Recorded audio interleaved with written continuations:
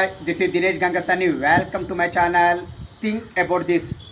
కేసీఆర్ ప్రభుత్వ హయాంలో 2014 నుండి మొన్నటి 2023 డిసెంబర్ నాటి వరకు మొత్తంగా 9 కాలంలో వాళ్ళు తెచ్చినటువంటి అప్పులు కావచ్చు, ప్రస్తుత కాంగ్రెస్ ప్రభుత్వము ఈ 20 నెలల పైచిలకు ఉన్నటువంటి ఈ కాంగ్రెస్ ప్రభుత్వంలో వీళ్ళు తెచ్చినటువంటి అప్పులకు సంబంధించినటువంటి లెక్కలని కాగ్ రిపోర్టు బహిర్గతం చేసినప్పటికి కూడా ప్రభుత్వము ఇప్పటి వరకు కూడా ఆ రిపోర్టుని ప్రజలకి చెప్పడం లేదు.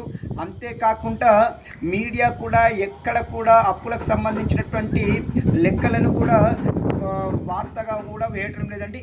ఏది ఏమైనా కేసీఆర్ ప్రభుత్వంలో చేసినటువంటి అప్పులతో పోల్చుకుంటే ఇప్పుడు కాంగ్రెస్ ప్రభుత్వం చేస్తున్నటువంటి అప్పులు చాలా చాలా ఎక్కువ మొత్తంలో ఉన్నవి.